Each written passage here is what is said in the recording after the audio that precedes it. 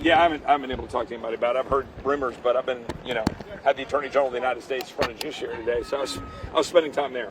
But what do you say to some of your conservative colleagues who say that this is just not far enough in terms of spending cuts, in terms of going after the Biden administration? You gave in too easily. I mean, look, we had 8% cuts to non-defense, non-veteran spending with hardcore, strong border security provisions. And oh, by the way, a defense bill that had enormously important riders eliminating social engineering. And with all due respect to my conservative colleagues, let them go explain why they don't support that. It's completely inexplicable. And I think it's indefensible. So, here we sit. So now we got to go try to figure out how to move the ball forward. But we had agreement in good faith with people across the conference. And we had some of my conservative colleagues bolt when you had a perfectly good proposal put right in front of them. So, I don't know. Let them go figure out how to move it forward. But we're trying to. Well, I mean, look, this is the process. As I think I've said to some of you before, Thomas Massey, my friend, said if you got 99% agreement and we got 99% attendance, we're still shy of 218 votes. So, it's a difficult path to walk, but we're walking it, and we'll keep moving forward. As we get closer to the deadline, do you also get closer to the possibility you're going to have to rely on Democrats and bipartisanship to get this done?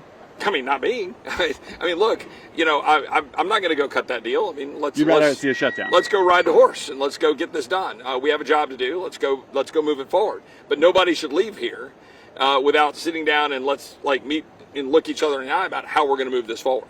Nobody should be leaving town until we've sorted this out. Would the Speaker's job be in peril if he relies on Democrats? It wouldn't be a good move. What about people who are saying that they will not vote for a CR no matter what it looks like, no matter what's inside of it? They just don't want to extend what the budget is right now. They just want to go through appropriations. What about those folks? How do you get them on your side? Yeah, well, I mean, I don't want to, and nobody that I'm aware of, and pretty much the entire conference wants to move the budget, as you called it, the spending forward at 2023 levels and continue it. Again, what was the proposal on the floor was an 8% frigging cut to non-defense, non-veteran spending with a strong border security package and strong DOD. I'm not sure what we need to do to be able to shake things loose when some of my colleagues are going to say, oh, well, we've got to have this perfect level of spending. Well, great, we'll go get 218 votes. Be my guest. But we had a strong path forward. We've set that aside. Now we got to sit down and figure out a number that works. That's the bottom line. Look, I applaud my colleagues who want to change the trajectory of this town. I'm 100% on board.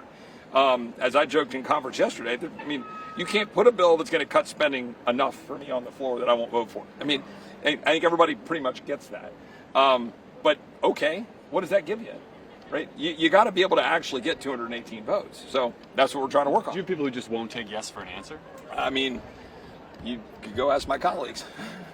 Well, if you have that, then this whole strategy of getting the Republicans coalescing around something to put you in a negotiating position for the Senate, can you even do that in this conference? We have managed to do it on a number of very tough issues, whether it was border security with HR 2, whether it was Limit, Save, Grow back in April, whether it was the NDAA in July. We were able to get that done and actually unite and do really good things. So we got to get that done now. Why I mean, that's the objective. Every single time, the debt ceiling, speakership bid. Why does it always come down at the wire at the very last second? Is it the speaker? Didn't you guys ever write a paper in school? You know how it works. I mean, come on. I see people kind of turn around, Why do people talk to each other until the very last few We've been talking, right? It's just the fact is nobody feels the pressure until they feel the pressure. Right? I mean, I'm joking about the paper, but it's kind of the same thing. Like the general thing would work. Like you work on it, you think, well, I'll do it. I'll do something. I'll research, and 30 minutes later, you get distracted by something else. We've got Attorney General stuff to look at. We've got the border that we're dealing with on a regular basis. We've got lots of issues before our committees. We had to get the NDA out in July. We got an appropriations bill out. We hit a snag on ag. There's general agreement on DOD. That's caught up in the larger big numbers. So a lot of things have been moving forward. But here we sit, and now it's September, and we got to figure it out. But if you put together, that's dead. I mean, we're not going to move, I think, any CR at the moment. But maybe I'm wrong on that. But certainly that CR has been pulled, and now we're trying to figure out if there's another path. But I don't believe we're going to get 218 on the Republican side unless we're moving a top line and moving an appropriations bills forward. At least that's the message that's been given to me. I disagree with that, but that's the message. If the Gates motion comes forward to vacate, are you yes? I'm not going to go down that road right now. We got to just do our job. Thanks, guys. Thank you.